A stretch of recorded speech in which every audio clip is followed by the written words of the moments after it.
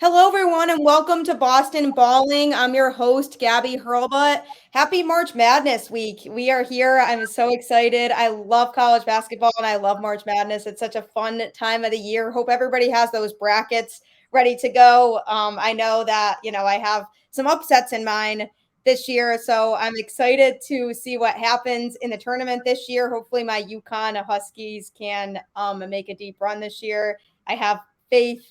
So we will see. But I am excited to bring you another episode of Boston Balling in a time when it's definitely a pretty good and fun time to be a Boston sports fan. I have a great guest with me on the show today. She really does it all. WEEI Bruins writer, Red Sox producer, does college hockey coverage for NESN and ESPN. So you guys probably all know her. Fantastic hockey personality, Bridgette Proulx. How are you doing? I'm good. How are you? You hype me up way too much. Well, you're definitely very talented at what you do, so Thank I you. think we all can appreciate that. So I'm And excited. speaking of your brackets, there's no way I'm like I have no confidence in my March Madness brackets this year. I don't have any confidence. It's always so tough because there's always those teams that mess up everybody's brackets. I'm like, when you go with the logical picks, it just that there's at least like 10 upsets waiting to bite you in the butt. So it's I already immediately regret some of my decisions in my bracket. So I don't remember how far I had UConn going. How far do you have UConn going? Final Four. Final Four. Okay, I didn't have them going that far. I think I might have had them going to Elite Eight. Yeah, it's hard for me being a UConn fan, because it's a mix of wanting to be realistic but also wanting to be optimistic Did about you them. go to UConn? No, I did not go to UConn, but I grew up about 10 minutes from the campus, and Okay. my grandfather always had season tickets to UConn basketball and football games growing up. So for me, it was definitely I just kind of grew up into the and was born into that UConn fandom with my between my dad and my grandpa. So it's definitely it runs deep. Yeah, same thing on my side with Providence. My grandpa went to Providence College, but I do not have them making it out of the first round. So sorry to my grandpa. I don't think they're making a run this year. Yeah, that's the Big East is definitely a tough conference. I mean, that UConn Providence game in the Big East tournament was a good one. Yeah, well, if you're a UConn fan. It was fun. It was definitely fun for me, but I mean, that's such a competitive conference now, and there's just some good teams. So it'll be cool to see how the Big East does as a whole this year. Yeah, I hope that their teams do well because then it doesn't make you feel as bad about if your team doesn't. Like if your team lost to them earlier this year, like PC did just not have their best year. But anyway, that's Yeah, enough I mean, about the. I like Ed Cooley a lot. I think I he's a do really too. good coach. But Yeah. it'll be a definitely interesting. I mean, Kentucky's a good team, so that'll be a tough matchup. Yeah, they're not going to win that. We'll see. But yeah, I'm really excited to have you on my show. I appreciate you hopping on here and joining me. And there's definitely a lot I want to talk about, especially hockey related. I mean, the Bruins are having a great season overall, as we're all experiencing. But I definitely want to hear a little bit about your career path, kind of how you got started in the industry and where you are now. So I went to UMass Amherst. That's where I started. I didn't know if I was gonna like. I knew I wanted to try it, but I wasn't sure how it was gonna work out. If I was even gonna like it. So I went to UMass Amherst. I was there for 3 years. I started as part of the radio station. Started play by play for hockey in like 2013 when I first got there, and I've been doing it ever since. So I guess I did enjoy it enough to keep going with it. And I graduated in 2016, took a job in North Carolina at IMG, which is a college sport broadcasting company. Came back north because I missed home and started working with the Red Sox in 2018. At the same company, WEEI, I became a Bruins writer during the COVID season. My very first game I covered was actually with an empty arena, which was really weird. So that was my very first introduction to, writing for the Bruins. And when I was like one of 30 people in the game was very strange. It's so weird. I can't even imagine that. Yeah, it was. And then when MVP fans or came back, it was actually really like that first like shock of being like, oh my God, things are kind of going back to normal. It was really kind of illustrated where we were at different points in the pandemic. And like, it was so loud that playoffs when people actually came back because people were cooped up and just wanted to scream like the whole time. So they all come back. It was so loud.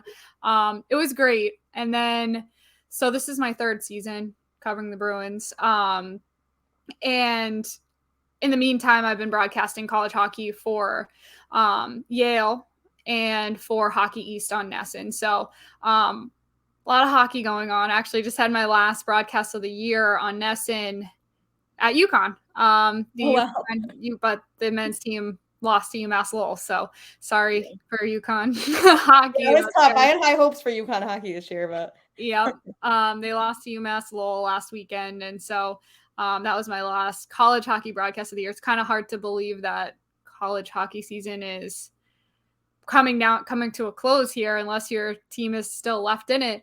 It's actually one of my favorite parts of the season if you're an NHL fan too, though, because now all these college kids whose teams are out are signing and joining NHL teams. And I'm always interested to see who sticks around in college and who doesn't, and who maybe comes into the NHL in the last few weeks of March and early April.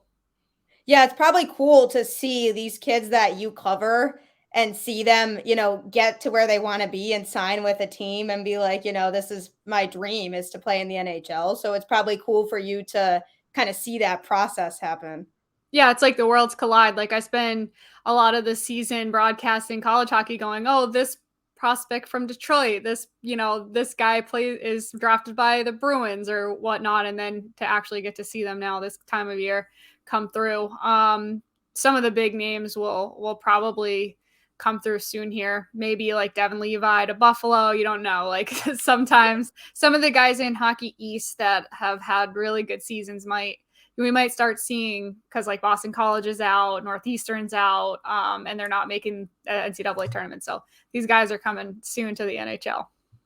That's so exciting. Yeah. And obviously, like you said, these kids work so hard at the schools that they're at, and they probably have all these players that are in the NHL currently or that have played in the past that they look up to, that they're like, I want to be that player one day.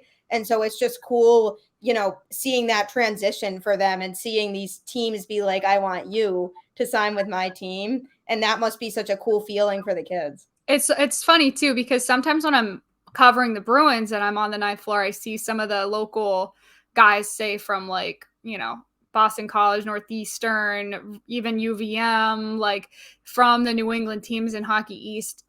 Sometimes the guys get to go watch the game of the team they're drafted to. So like, say the Oilers are in town, I see some of the guys upstairs, like just getting to go sit and watch the game and watch the team that they're going to be playing with soon. They're all so excited. It's nice. It's nice to see that stuff. And this is the time of year where some of these guys might actually get a chance, especially for teams that might not necessarily be in the playoff picture. These guys will want to get in there and burn off a year of their contract off the bat. So yeah, and that's okay too, because obviously getting their foot in the door and getting that experience, especially like you said, with teams that might not be in the playoff picture that are looking for that young talent. Right now, the kids can kind of get in and get that experience and kind of work their way up. Yeah, I wonder if Cutter Gauthier from BC will sign with the Flyers here, because he was their number 5 overall pick last year. And he might want to stay in college for another year. He's only a freshman, but that's kind of a guy that sticks out to me as someone who might just want to get right into playing pros. Yeah. No, that's super cool. I mean, it seems like it's a good fit for you too, because obviously you're really passionate about the sport. Was hockey growing up always your favorite sport? Like, was that something you knew that you wanted to go into? Not specifically hockey. I mean, I always was into most sports. My favorite sport was actually basketball for the longest time. I was a basketball player in the winter. But I think just in general, I thought maybe this could be a career for me just because I grew up with sports all the time. Like, and then in high school, when you're trying to figure out what you want to do, my dad was like, well, just pick something that's not going to feel like work, something that's not, you don't get sick of. And I'm like, I talk about the Bruins. This is when I was in high school, that was when the Bruins won the Stanley Cup. So I was like, I talk about the Bruins constantly, all day, every day. I don't get tired of it. So let's go for it. Let's go for it. And I did. And then like you kind of have a surreal moment when you all of a sudden are doing what you thought like maybe was a crazy idea, but then you tried it. Like when I first was at the Garden for my first game covering the Bruins, I was like, wait a minute, I'm here. Like, and I still, even now, like 3 years into it, I'm just up on the ninth floor, sometimes just like, wait a minute, I'm here right now. Like, I'm like, what's happening? What is going on? So like, I'll be talking to like Pasternak or something, and then I'm just like, I'll walk away from the conversation. Like, did I just do that? That's like, this is really my life right now. Yes, it's like I'm at the point where it's like, okay, wow, all right, I'm doing it. That this is great. Yeah. No, that's super cool. And it's always a rewarding feeling when you're doing something that you love and that you're passionate about, because then it really won't feel like it's work. And I feel like there's so many people who really dream about being in a position like that, where they don't dread going to work every day and they just don't feel like it's a job, but more like just something that they love to do. And I feel like if you love sports and you find a way to be involved with that, it's just probably such a great experience on a daily basis. Yeah, I don't think there's ever been a time that I've driven to the Garden and was like just didn't want to be there that day. Like, even with all the horrible traffic and drivers, Boston traffic. Oh my gosh. And I have a pretty long commute, but there's very rarely, actually, I really can't think of a day that I've gotten there or was thinking about going and just like was like, no, I don't want to go today. Like it's never like that. It's always, even before the Bruins were as good as they were this year, it's always been something that it just like, yeah, that's what I'm doing. Of course. What else would I be doing? Yeah, and even with the Red Sox, you said you started covering them in 2018. I mean, talk about a fun season to start covering the Red Sox too, because that was obviously, record-wise the best team they've ever had, and they just won so many games that year. I remember it was so fun watching Red Sox games that season. That was unexpected too, because I moved back from North Carolina in April, and I think I started covering the Red Sox like towards the beginning of the season, but not exactly at the beginning of the season. So it was kind of like oh, okay, like I guess we're good this year. It was just, it turned out a lot better than I was expecting. That season turned out, I mean, I knew they were going to be good, but just postseason stuff was definitely crazy and a good time to come back to Boston. But what I think we are all like, as Boston sports fans, kind of used to, just like, yeah, we're used to it. Like winning, Sox are good, Patriots are good. Like Bruins have been close a few times. Bruins almost won in 2019 too. So it's like it was. But now we're kind of starting to see that might not be in our future. But I know and I feel like for Boston fans, yeah, it's like we've just been so used to constant success.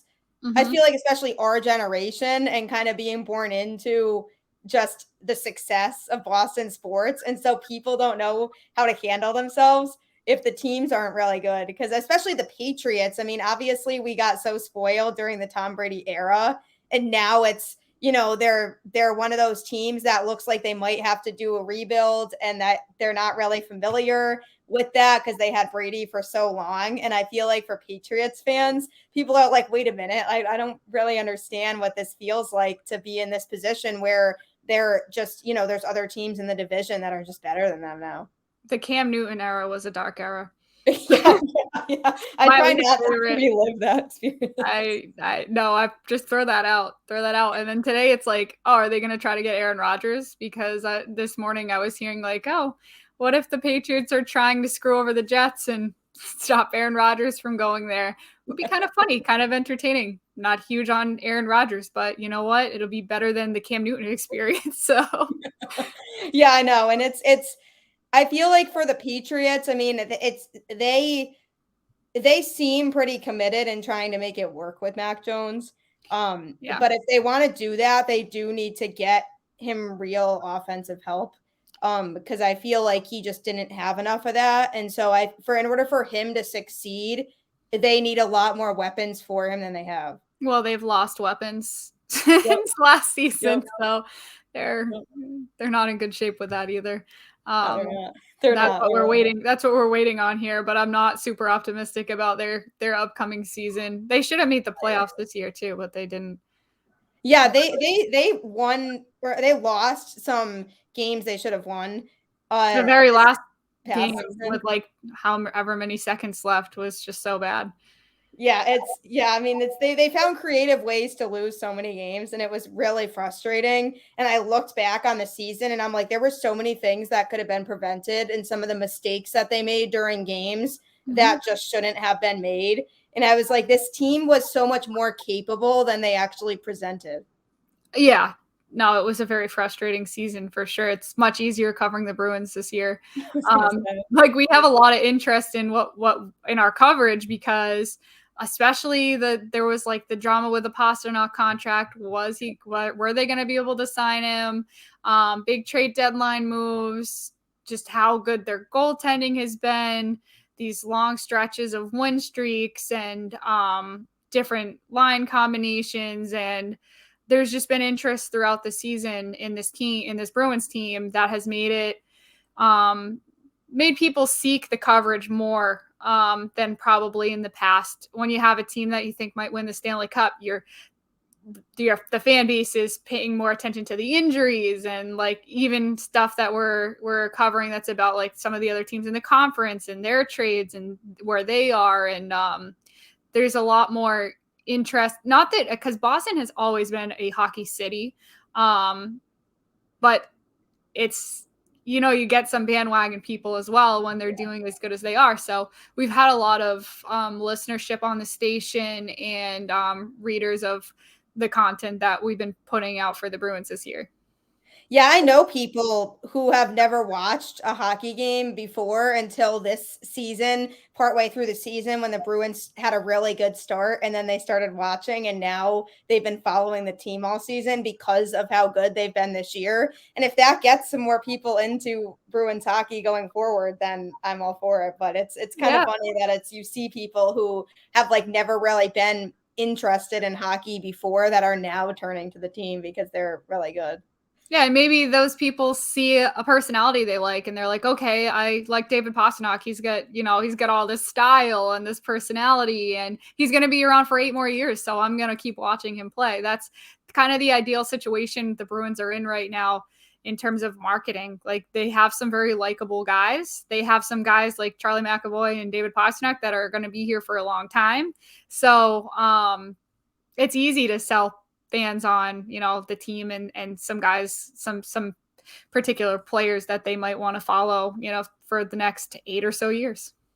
Yeah, the Pastrnak extension obviously is super exciting. I actually had the conversation with somebody before it happened about, were they going to get it done? When was it going to get done? Was there a lot of urgency from the front office to get it done and to kind of are they really having those conversations with him? Because I didn't really see a whole lot being reported in terms of where they were at with the extension.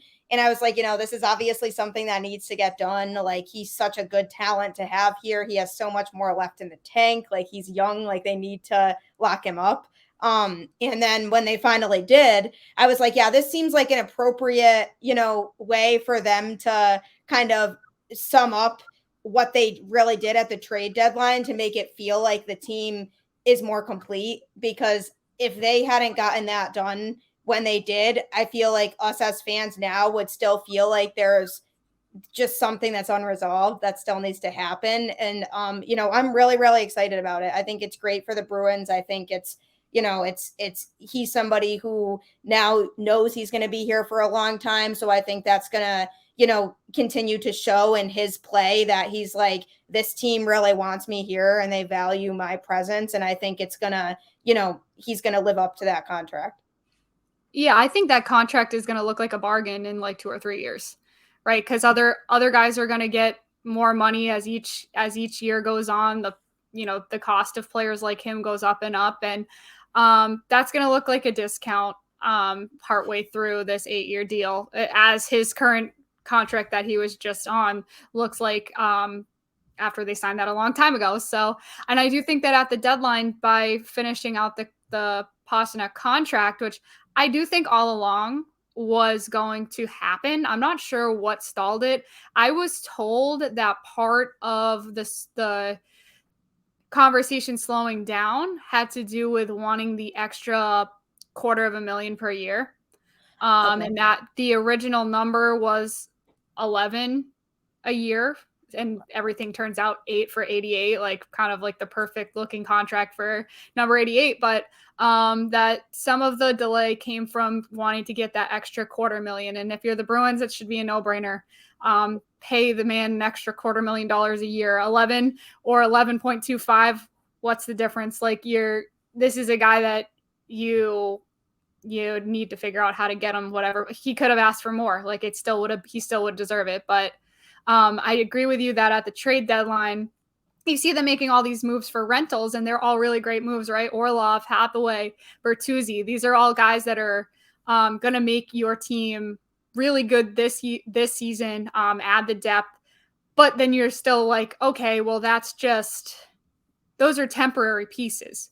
We kind of want to know it's not just an all in for this year. It's also we're all in for not ever having a season where the Bruins are going to be well outside the playoff picture.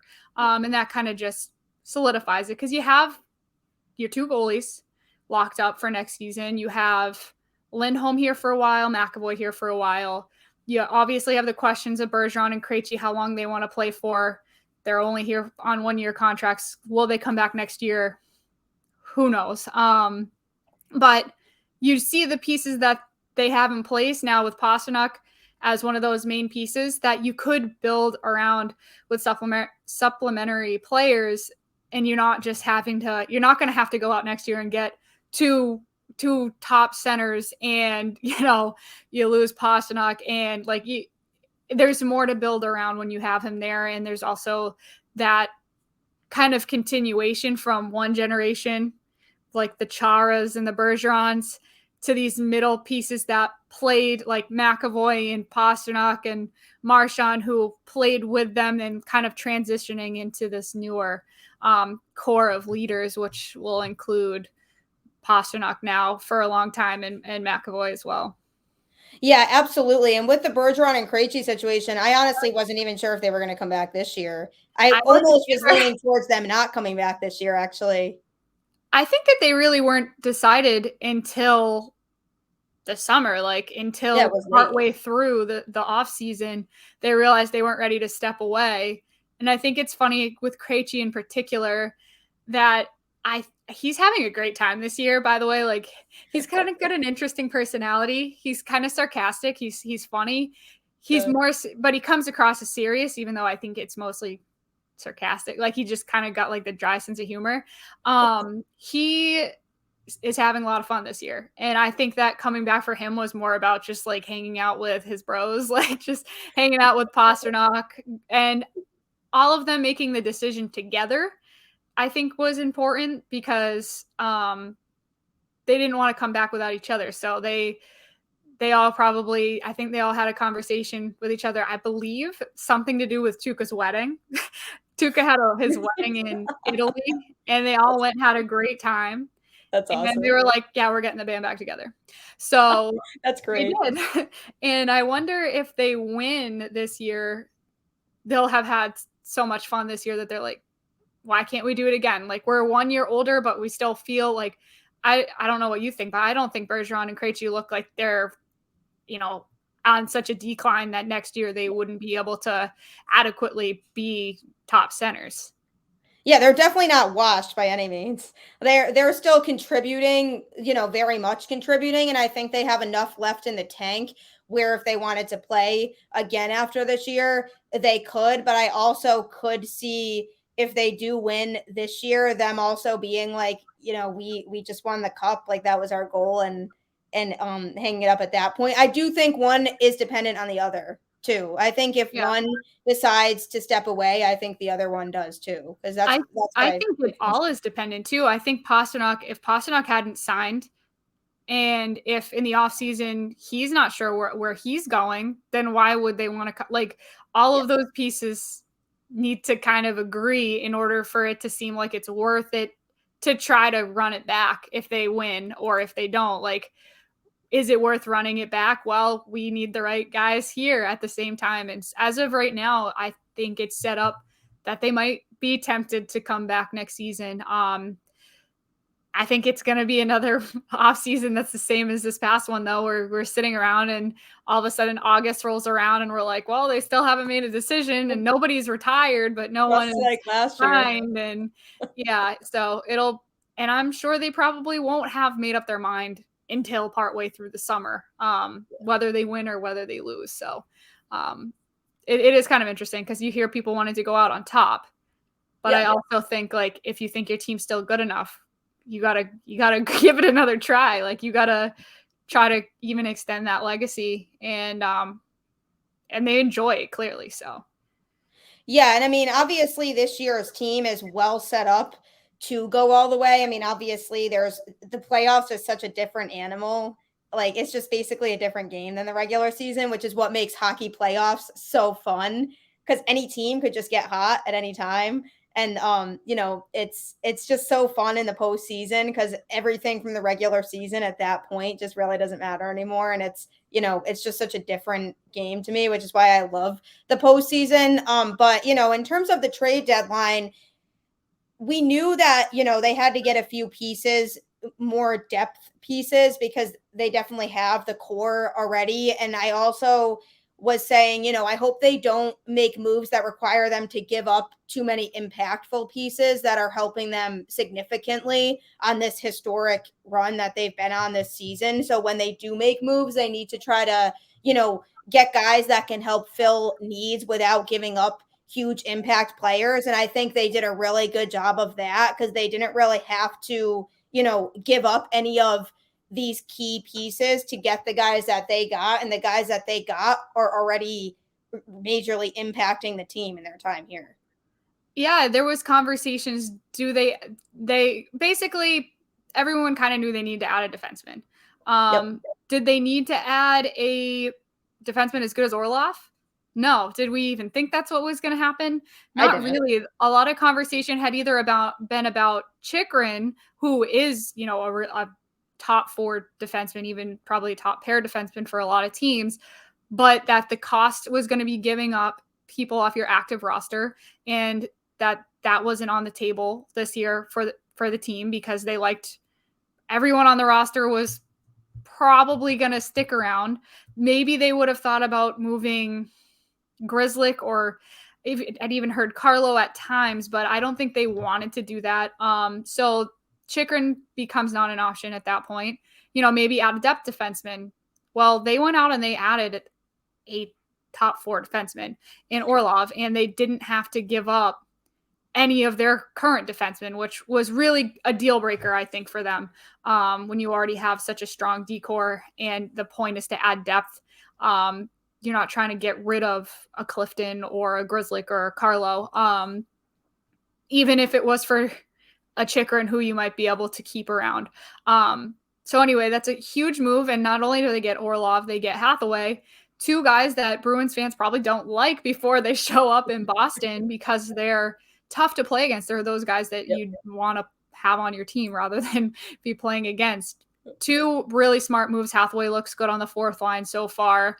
And with that move, they also added that extra 4th line depth. So you see the injuries happen right after that move with Washington. You see Foligno go out and Taylor Hall go out. So immediately you're like, okay, this is exactly why it's important to add. Even if you have the perfect roster, you need to add something because injuries are bound to happen either before the playoffs or during the playoffs. You never know. It's kind of a contingency plan.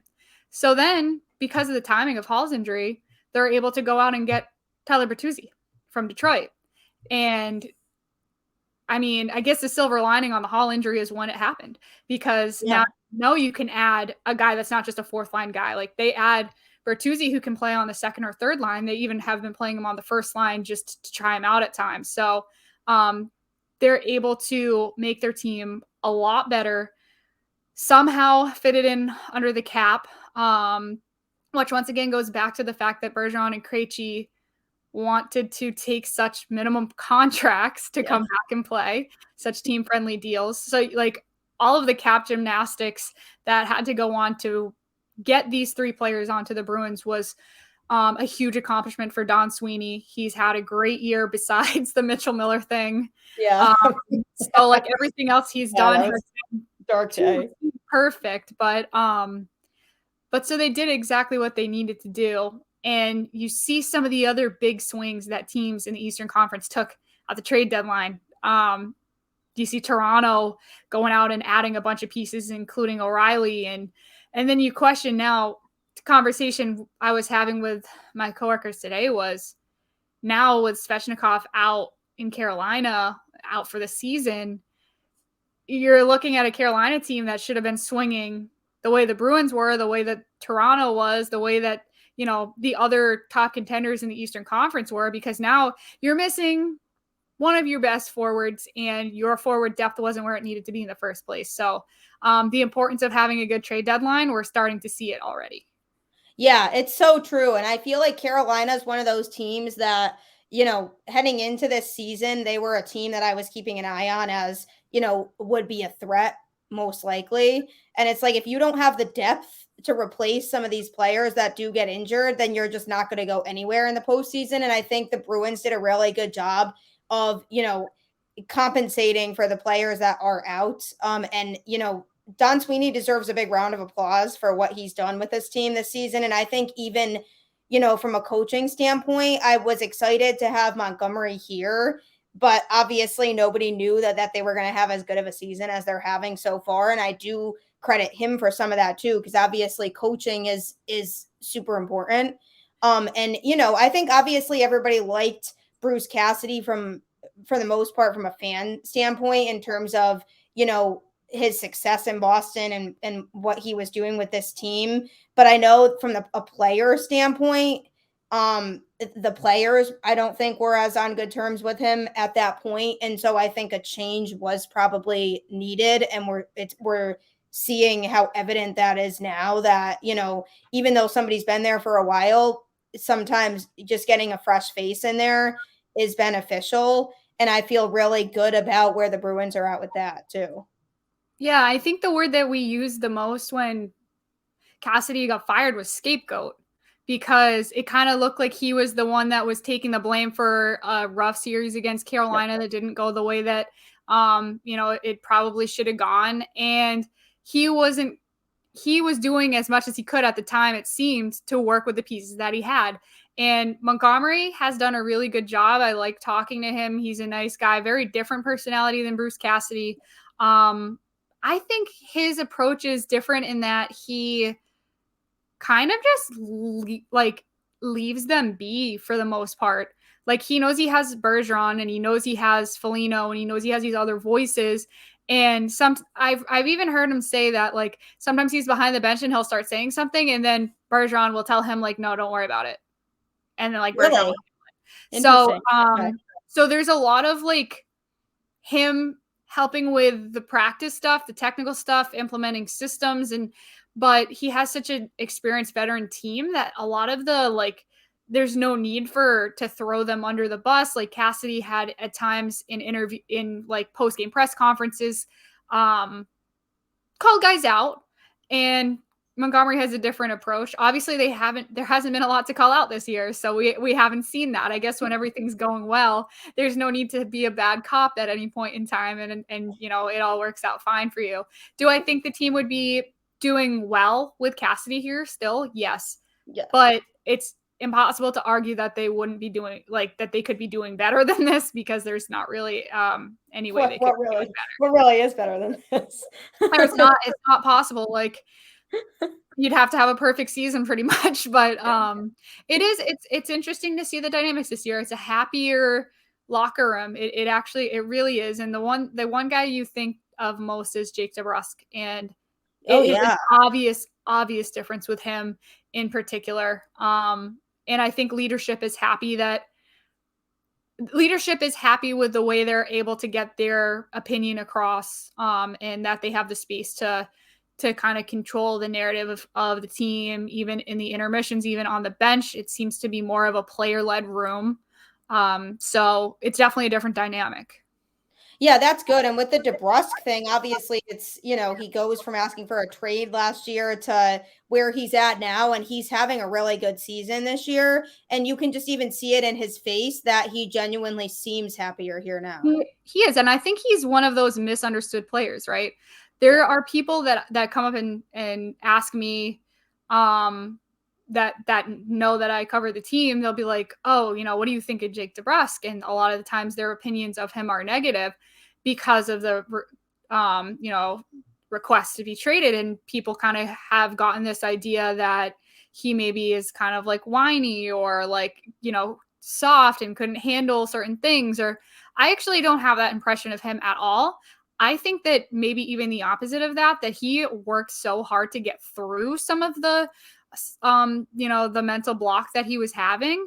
I have a lot of respect for how he's been able to pull himself out of that situation where it was clear that he was having some, doubts about his game, and people dealt with the pandemic differently, right? Like not everybody had a psychological experience that was similar during the pandemic. Some people didn't handle isolation as well as others. He wasn't in his home country. He wasn't he doesn't have a wife and kids. Like, I think that a lot of people were quick to judge him. And I've had coaches that I didn't get along with, and I, would get bummed and think that I wasn't getting the right opportunities. So I actually really do think of him as somebody that stuck it out, because remember, he asked for a trade request, and then instead of getting traded at the trade deadline, he signed an extension.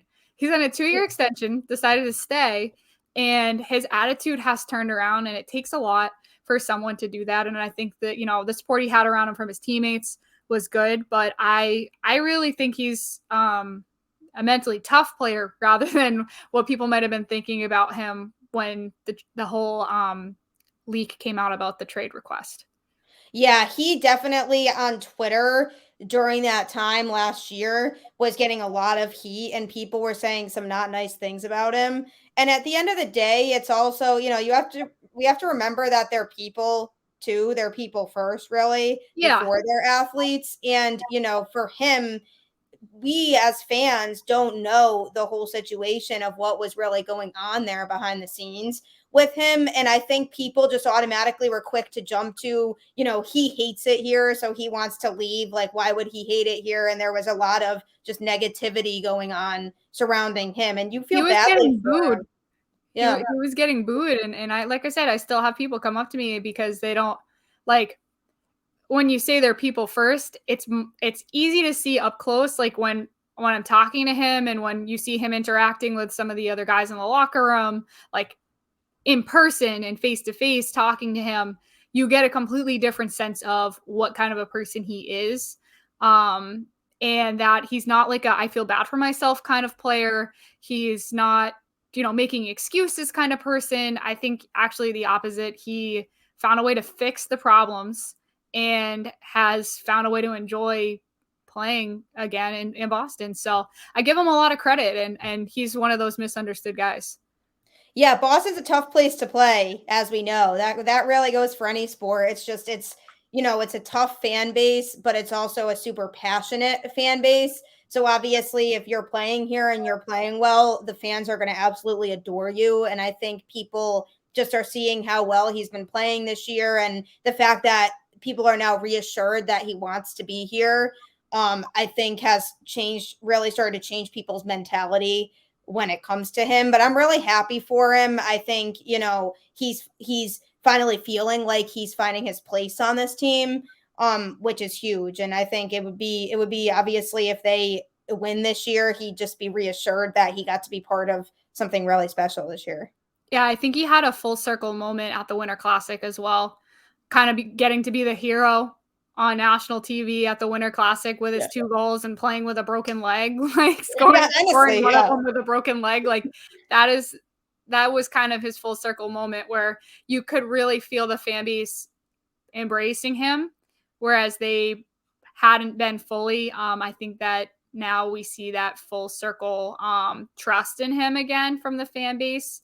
And clearly someone who plays through that kind of an injury is somebody that Boston fans would want to cheer for. They like that kind of stuff. Yeah, definitely shows the toughness. I was like, how is he even playing in this game right now? Yeah, he didn't even notice. Well, he said he didn't even really have a clue how bad like the extent was until after. I didn't notice when he walked into the press conference that he was wearing a boot that day because he was on the opposite side as I was. So I didn't notice that when he came in after the game, he had a boot on his leg.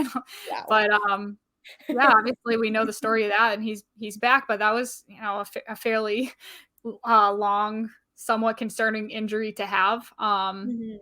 So. Yeah. No, I mean, yeah, good for him. It's definitely, it just shows, like you were saying, the overall vibes of the team, and it seems like there's a lot of positivity going on this season, and that gives me a lot of hope. I mean, and then the other big thing that's made a huge difference this year, you touched on it briefly, is the goaltending, because obviously it's so important to have solid, reliable goaltending when you're going into the postseason. And just, looking at Ullmark in the season he's had is phenomenal. I mean, him scoring the goal in that game is just an unforgettable moment, but also just in general, just what he's been doing for this team this year is just so good. And even with Swayman, I mean, there's people who have given Swayman some crap this year, but I think it's really unwarranted because obviously he hasn't been having as good of a season as Ullmark, but that's really hard to do just because Ullmark is having such a phenomenal season. But if you have Swayman as your other goaltender behind Ullmark, that is nowhere even close to a problem for me, because I do see a lot of potential with Swayman, and he's still young and he's still developing, and I think he could be a really, really solid piece to the puzzle in the future for this team too. So I think just having the goaltender depth that they have is a really, really good thing. Yeah, and this is more of a talk radio thing, when talking heads were like, oh, what if they trade Swayman to add something at the trade deadline? I'm just thinking to myself, like, how crazy. Like, no, like the Bruins have been in an ideal goalie situation the entire year. And of all the positions that you want to know that you have a guy that can come in and do just as good a job, it's goalie. Like you sure, you have a defenseman, you want to be able to bring in the next guy off the bench. Like nothing is more important than having that goalie that can come in if your number one goalie gets hurt. And they couldn't have a more perfect situation in net, because these two guys push each other. They genuinely, the relationship you see between them is real. The goalie hugs. The goalie hugs, like they are genuinely just obsessed with each other, best friends. And they're two guys that are both having statistical career seasons, and it's unprecedented, really. The history that the team has made coming alongside the history that Ullmark and Swayman have been making. Ullmark is probably still the favorite to win the Vezina. Well deserved. Well, yeah, and he just above and beyond what you see from the other guys in the league, which is kind of funny because when he was in Buffalo, he kind of got hung out to dry and people didn't realize the potential he had. And this is another Don Sweeney move where you go out and you make a few of your signings in the offseason last year. You bring in some free agents. You brought in Eric Haula, Derek Forbert, Nick Foligno, and Linus Ullmark. And I know there's a fifth one I'm forgetting. But Ullmark turns out to be probably the biggest move you make out of all of it. And this is a guy that was relatively off people's radar. And it turned out to be the perfect move. And at the time too, remember, Tuukka was still in the picture. Tuukka was trying to make his comeback. and did play a few games last season. Obviously, it is sad the way that he had to go out, but yes, and I see him. He's still around all the time. He's still I see him up on the ninth floor all the time. And sometimes after the game, like in the locker room areas, he'll be down there, but he's still hanging out. He still lives in the Boston area. I was told that sometimes if you go out like in Boston or Newton, he like has been playing drums for like live music. Like he just like, yeah. So this is his new thing. Like if there's a bar with live music, you might see Tuukka playing the drums somehow down there. But yeah, I need to see that. It's kind of been the perfect season for the perfect goalie duo. And I think it helps that they're not threatened by each other and that they do have that genuine like friendship relationship. And I will say, Jeremy Swayman is one of the nicest, most genuine people that you'll talk to. Like he is just, for a goalie, very calm personality. I don't know. He's great. He's one of the guys that you just know is a good person. Yeah, that's good. Yeah, because it's always, obviously, being a fan and watching games, you don't get to see the personality as much behind the players. And I mean, you can kind of get a sense of them when they do press conferences and everything, but it's not the same because you're watching it and you're seeing what they're saying. But for somebody like you who's around the players a lot and gets to talk to them one-on-one frequently, just really getting to learn more about them, outside of the sport is probably something super cool too, because those personalities that we all see, you get to really see who they are, behind the uniform. Yeah, it's true, especially the guys that are kind of like quietly funny that people don't really see, like the like sense of humor that some of the guys have. Like Connor Clifton is very well liked in the locker room and has this very sneaky, funny sense of humor that people like. And then some of the other guys are probably pretty much exactly what you'd expect. Like Brad Marchand is probably exactly what you'd expect. Patrice Bergeron, probably exactly what you'd expect. Taylor Hall is maybe one of the most intelligent people that you'll talk to, like one of the most intelligent athletes that you'll talk to. He gives the best answers to everything. If there's ever like an opportunity to go talk to him, that's where you should go because he gives really thoughtful answers and has a really high awareness, like social awareness and hockey IQ. That's something people probably don't know because he's actually really a quiet guy that he has a lot of intelligence for sure and maturity.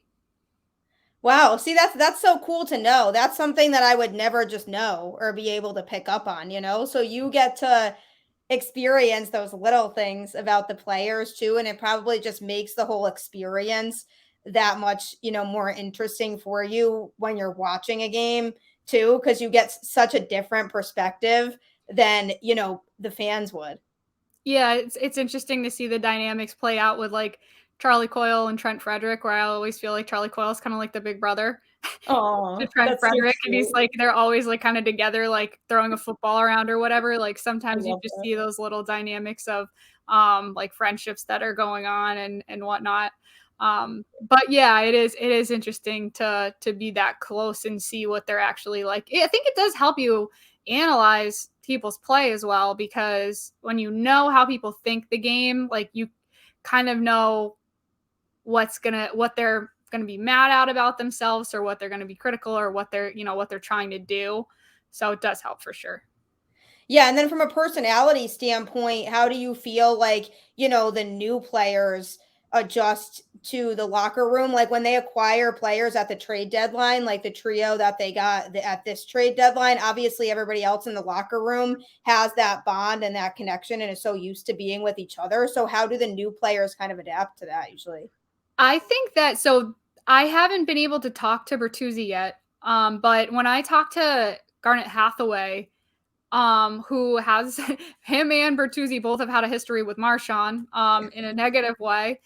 They kind of just joke about it and they're just like, yeah, it's like it's in the past, like that kind of thing's in the past. everyone that's joined this team at this deadline is excited to be a part of a team that they know, like they know what the deal is. They know what the end goal is. They know that they have to be accountable to the veteran players. They know they have to be accountable to the fan base. I think they're just the expectations, they're ready to meet those expectations, and everybody that and the guys that were on the team before have been very inviting to the guys coming in, because they know at the end of the day it gives them a better chance to win the Stanley Cup. So it's a mutual, feeling of getting better, having tougher guys, getting to play with some of these guys rather than against, for a change is something that they're all happy about. So I think they just also give a nod to management that they were willing to go do what they did as well. Yeah, that's so cool. Yeah, because for those guys coming to a team like the Bruins with the season they're having this year, how could that not be exciting for them? They're like, I get a genuine chance to win the cup this year. So for them, it must be just a super exciting moment for them to be able to be a part of, what it has been a historic team so far. Yeah, and it's kind of funny because I think all three of those guys didn't necessarily even realize their teams were sellers. Because the Capitals weren't far out of a playoff.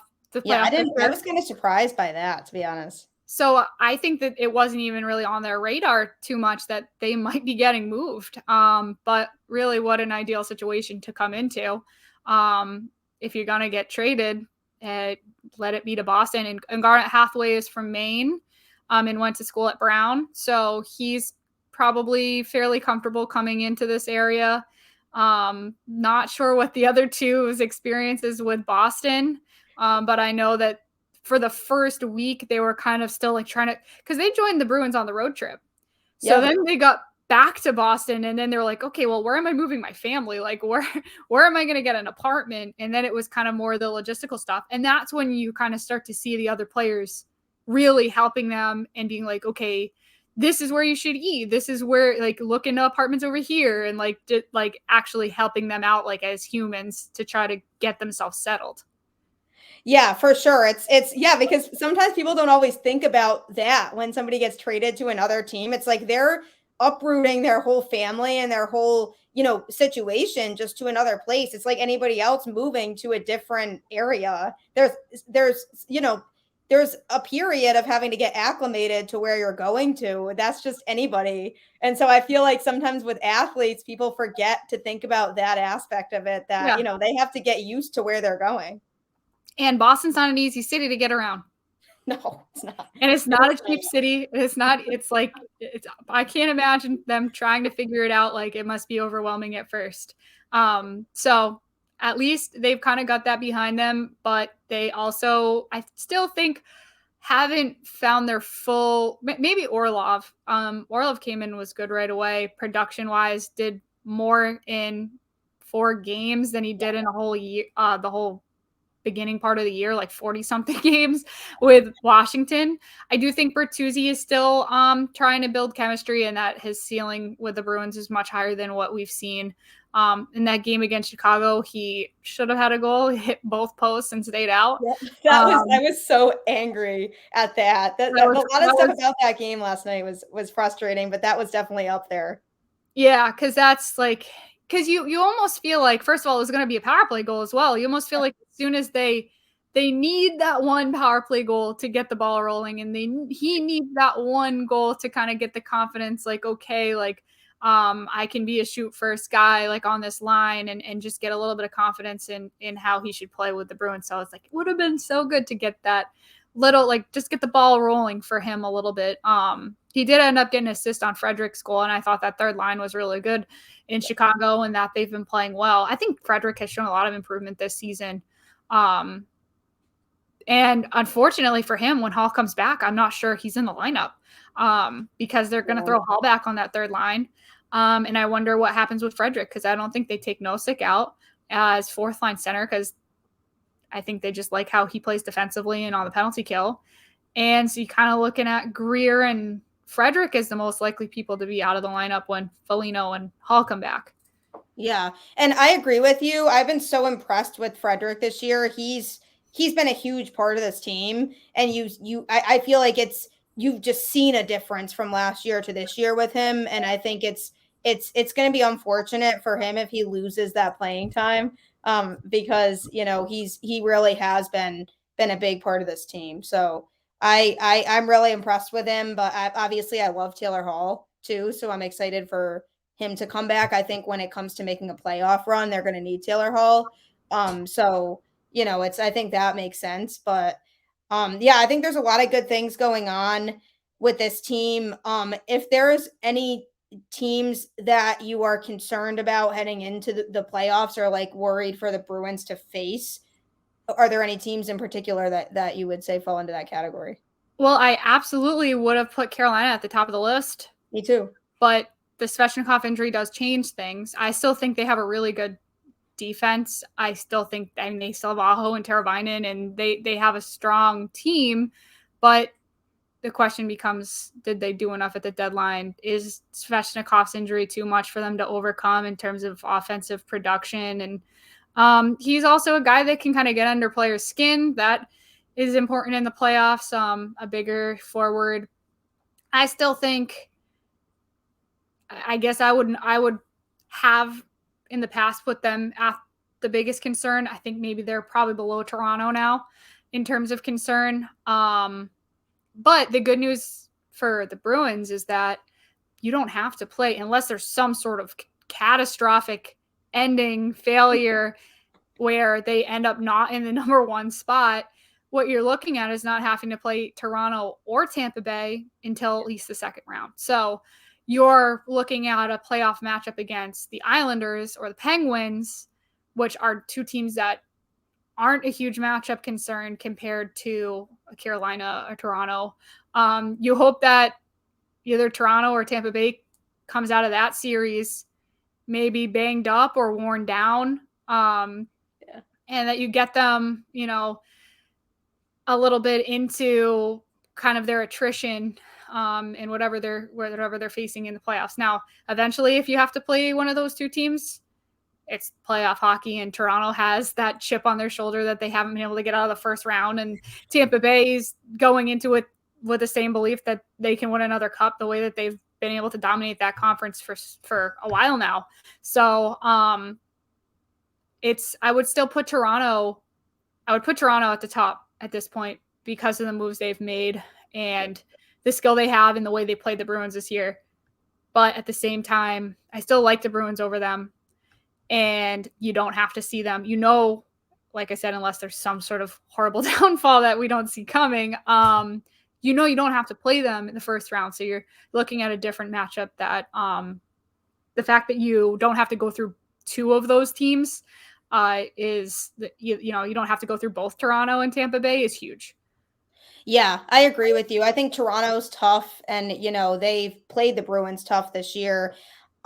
Carolina, I'm still not ruling them out as a threat because I think they have the capability to still be a really tough team in the postseason. But like you said, it's all going to come down to, are they going to be able to have the depth to be able to compete with the Bruins at this point, since they won't be fully healthy. So I think, they're still a team that is popping up in my head as a team that I wouldn't necessarily be. I don't want to say not confident because I think the Bruins are still overall a better team than them, but a team that still could, put up a tough fight against the Bruins. Yeah, but so as of right now, you wouldn't be seeing them until the Eastern Conference Final. Yeah, the way have to get all the way set out right now. So they would have to make it through all of these other rounds before they get to play you. So it'll be interesting. I don't doubt that they could make the Eastern Conference Final. Rod Brind'Amour is a great coach. Oh yeah. And just because you lose, but like you compare it, like, would you want to have a Bruins team that had David Pastrnak on it, or like, do you like your chances without David Pastrnak on your team come playoffs times? Like that's kind of the comparison to Svechnikov. Like, you're missing a guy that can be clutch in the playoffs. So it's kind of, it just makes it uncertain for them. It's not necessarily that they can't do it without him, because I mean, just look at the Bruins to start the season. They went a few months without McAvoy, Marchand, and Grzelcyk, and they did fine. So it, I mean, you it's kind of can't crazy just to rule think it about out. though. Mm-hmm. It was like as if they weren't even out. They just like didn't even like miss a beat without them. Yeah, the original like beginning of the year coverage was like, can they tread water in a playoff position until these guys come back? And then it was like, they've been in freaking first place since the year started. So yeah. No, that was the conversation that I was having before the season started too, was how, I'm hoping that they can kind of tread somewhere in the middle where they're still, if they still would be in playoff contention, like until those guys come back, because that's what the expectation was for me. yeah. I definitely did not think that they would do what they are doing. No, they've way exceeded expectations, I think. And we haven't even talked, Melvin, stop it. We haven't even talked about Pavel Zacha, who came in the offseason and got himself an extension by playing well, and how he can be part of the team going forward, possibly a replacement for Krejci on the second line as a center. So there's just so many storylines that have been positive. It's hard to pick out a negative besides the Mitchell Miller thing, but that's not a guy that ended up on the team. It was just like why are we doing this right now kind of thing. So that was a bad look. It was a bad look, yeah, for sure. And they still have that contract, so they haven't been able to get out of it. But but yeah, lots of different storylines throughout the season. The Bruins are hoping that health doesn't become a negative storyline for them. Yeah, that's what I'm worried about. But I think all teams right now are waiting for like the shoe to drop. Like there's been even Stamkos and Matthews in the last few weeks have had minor injuries where people are thinking, oh, is this going to be something serious? Is this going to affect the whole playoffs? But then it's always turned out to just be minor. So even O'Reilly had his hand injury. So yeah, just kind of like find myself every night flipping through and like going through Twitter, like, anybody get hurt? Like that's kind of almost the story of the season, or where we're at right now. Like playoff watching or watching the other teams around the Eastern Conference, because they're so good that a big injury might be, able to shake up what things look like right now. Absolutely. Yeah. That's why it's always so, it's always so tough when it gets to this part of the season, because a team could look really, really good heading into the playoffs, but an injury could really change everything. And it's unfortunate, but it just, it does happen. And we just have to hope for the best there and hope that they can be a healthy team going into the postseason, because I really, really like the Bruins' chances if they're healthy. Yeah. And because of that, I think maybe we do start to see load management. We're still a month out. I think the last game of the season is April 13th in Montreal. But I mean, what is there, about 15 games left? I'd have to double check. But in that time, I think we're going to see less and less of some of the older guys, Bergeron and Krejci. That is if Bergeron lets them take him out, which I still question whether or not he'll let them do that. And I'd even like to see Lindholm come out, McAvoy, rotating guys out. So yeah, that's what we're in for over the next few weeks. I hope though they don't look the way they looked in Chicago, where it was like, okay, we already clinched a playoff spot, we're just gonna coast, like, and play without good habits and let that like kind of like playing down to opponents become a thing, because then you're knocking yourself off what has been a season of entirely being like no slump at all to maybe slumping at the wrong time. And really don't want that to happen, especially when you're trying to get some guys rest. You want to know they'll be able to get the guys in the lineup that aren't gonna just kind of walk through the game and hope that your goalie is so good that he'll, because Ullmark, a lot of times, even if the Bruins have sucked, has just been able to stop everything. So it's like, can we not just only rely on Ullmark to be the best goalie in the world? Some nights is what it seems like. No, it's so true. Like carrying the team on his shoulders. And it's like, yeah, that's a tough place to put a goalie in. Yeah. But it's certainly going to be a fun couple months here. And I'm definitely looking forward to kind of, wrapping up the season and heading into the postseason, because obviously this team looks better than they have in a long time. So I'm really excited to see how that plays out for them. Yeah, me too. Hoping that get to cover the team into June. So yeah, right. Honestly, hopefully, fingers crossed on that we'll be talking in June, and it'll be even more exciting news than even right now. yeah, I'm hoping that I get to touch the Stanley Cup for the first time, and That they would bring be cool. because when if it comes to Boston, they bring it around to the games and different media events, and that's top of the bucket list. Got to touch the Stanley Cup. That's super cool. If that happens, then I hope to see a picture on your social media of Life you made, with life it. made. Well, Bridgette, this was a lot of fun. I really, really appreciate you hopping on here with me. Yeah, thanks, Gabby. Thanks so much. And everybody, thanks for tuning in, as always, to the show. I hope you enjoy all the college basketball games this weekend. As always, go Bruins. Hopefully we get, like we said, an exciting rest of the season, fingers crossed, into June. Hope everyone has a great rest of the week as well, and I will catch you all next time. Take care, everyone.